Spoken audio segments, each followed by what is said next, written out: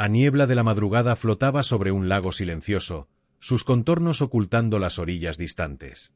A la orilla del agua, cabañas de madera oscura contrastaban con flores luminosas que crecían en racimos en las ramas retorcidas de los árboles.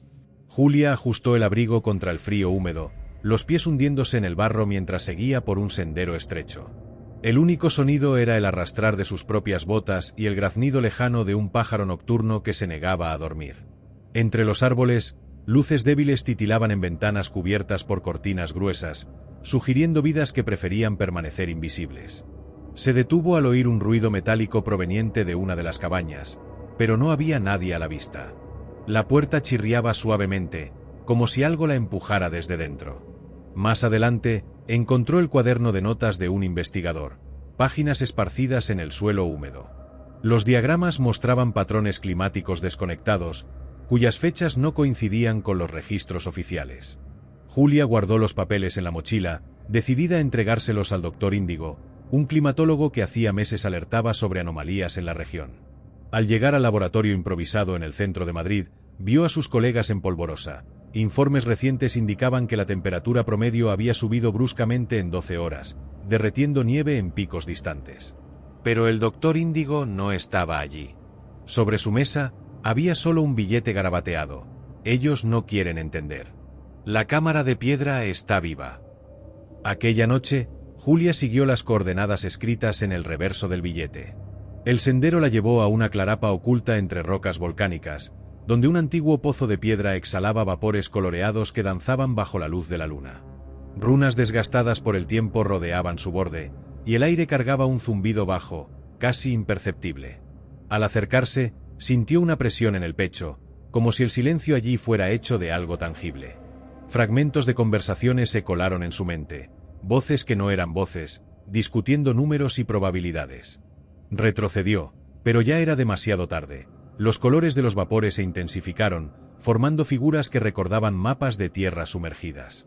Vuelta a la ciudad, Julia notó alteraciones sutiles. Las personas murmuraban sobre tormentas que surgían de la nada, arrancando tejas y dejando grietas en edificios antiguos.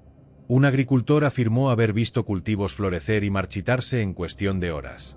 El fenómeno recibió el nombre de horizonte en las redes sociales, mezclando teorías de conspiración y relatos desesperados. El gobierno emitió comunicados genéricos, mientras la prensa entrevistaba supuestos expertos. Julia, sin embargo, sabía que la respuesta estaba en la fuente de los vapores. Días después, encontró a Índigo en un café alejado. Parecía más viejo, los ojos hundidos, fijos en un tablet. «No son solo las temperaturas», dijo él, deslizando gráficos por la pantalla. «El tiempo está desalineado.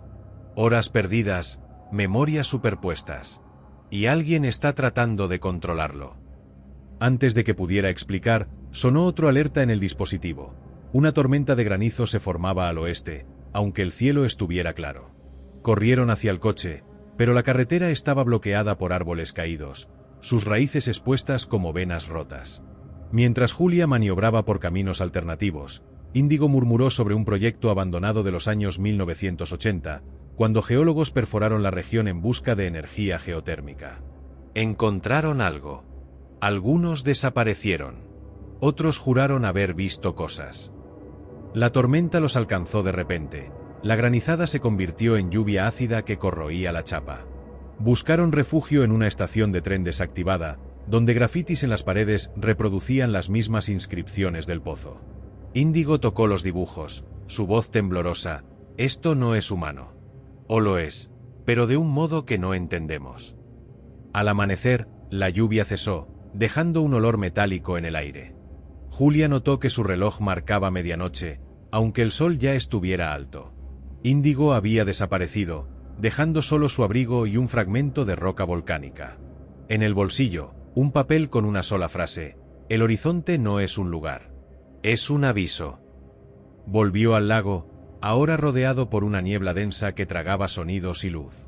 A lo lejos, vio figuras caminando en círculos, como si buscaran algo que nunca estuvo allí.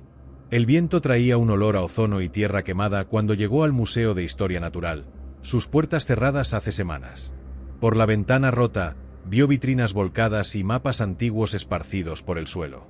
Uno de ellos, datado del siglo XIX, mostraba la región del lago como un delta de ríos secos, con anotaciones en latín sobre portales de vapor. Mientras recogía los papeles, una voz resonó del pasillo. «¿También sentiste? No». Era la doctora Valeria, ecóloga de Índigo, su rostro marcado por arañazos recientes. «Las testigos están desapareciendo», dijo, entregándole a Julia un pendrive. «Datos de satélite muestran que el horizonte no es aleatorio. Es una respuesta». Antes de poder explicar, otra explosión sacudió el edificio. Ellas corrieron al subsuelo, donde una sala secreta contenía monitores conectados a sensores enterrados cerca de la cámara de vapores. Las imágenes mostraban figuras humanas entrando en la niebla, pero sus movimientos parecían descoordinados, como si estuvieran siendo reescritas. Valeria ajustó los parámetros de un programa, cromotipos inestables. Alguien está tratando de sincronizar eventos pasados y futuros. Un aviso parpadeó en la pantalla. Temperatura negativa registrada en el desierto de Tabernas, seguida por una floración de líquen prehistórico. Aquella noche, Julia soñó con el pozo. Esta vez, los vapores formaban rostros conocidos. Índigo, Valeria, incluso ella misma, todos susurrando ecuaciones en idiomas muertos. Se despertó con la mano sobre un diario escondido en la mochila que no era suyo. Las páginas detallaban experimentos con cristales volcánicos, firmados por un cierto Dr. Corvo, desaparecido en 1987. La última entrada era una pregunta: ¿y si el clima no sea el problema, sino la solución? Al amanecer, un grupo de manifestantes se reunió en la Plaza Mayor, exigiendo respuestas sobre los días fantasma, periodos en los que horas enteras desaparecían de los relojes. Julia notó un hombre de traje gris observando a distancia. Su teléfono emitía un brillo azulado idéntico al de los vapores de la cámara. Lo siguió hasta un estacionamiento subterráneo, donde él conversaba con un funcionario del gobierno. «No podemos contener el derrame», dijo el hombre, su voz tensa. «La anomalía está extendiéndose más rápido de lo previsto». Vuelta al lago, Julia encontró a Valeria inconsciente cerca del sendero, su mano agarrada a un fragmento de roca con venas luminosas. Los cables de energía de las cabañas cercanas estaban derretidos, y los habitantes habían partido, dejando muebles cubiertos por sábanas blancas. Al lado de la cámara, Julia colocó los cristales de Corvo sobre las runas. Por un momento, los vapores cesaron, revelando un pasaje subterráneo con paredes cubiertas de símbolos que pulsaban en sincronía con latidos cardíacos. En el centro, una esfera de obsidiana reflejaba escenas de tormentas en desiertos, glaciares en erupción, océanos en llamas. Cuando Valeria se despertó horas después, Julia ya se había ido. En su lugar, dejó un mapa marcado con lugares donde los relojes dejaban de funcionar, además de una foto antigua del Dr. Corvo al lado de Índigo, ambos sonriendo frente a la misma fuente. En el borde de la imagen, una nota decía: «No todos los errores son accidentes». Mientras la noche caía, Valeria encendió la computadora y escribió una palabra en la barra de búsqueda: «Horizonte». Los resultados incluían un artículo científico de 1943 sobre agujeros de gusano climáticos y un vídeo reciente grabado por un dron, mostrando sombras humanoides caminando sobre el agua del lago. Mientras tanto, Julia estaba en una estación de tren abandonada, frente a un tren que no aparecía en ningún horario oficial. Sus vagones estaban llenos de personas dormidas, sus rostros iluminados por una luz ámbar que salía de las ventanas. Un hombre de uniforme desgastado le entregó un billete con la fecha rayada. «Solo sale cuando usted decida», dijo, antes de desaparecer.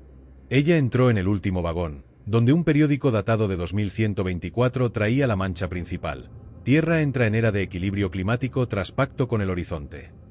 Antes de leer más, el tren comenzó a moverse, y las luces se apagaron, dejando solo el zumbido familiar de la cámara en sus oídos. El tren avanzaba sin ruido sobre vías invisibles. Las ventanas revelaban paisajes que oscilaban entre desiertos de hielo y bosques de cristal. Julia caminó hasta la cabina del conductor, pero encontró solo una sala vacía con un monitor que mostraba coordenadas invertidas. Al tocar la pantalla, proyecciones de datos surgieron, gráficos que mostraban el horizonte como una entidad viva, alimentándose de contradicciones climáticas. Una nota de Corvo apareció en destaque: «El equilibrio requiere sacrificios. Nosotros éramos los sacrificadores, ahora somos la oferta».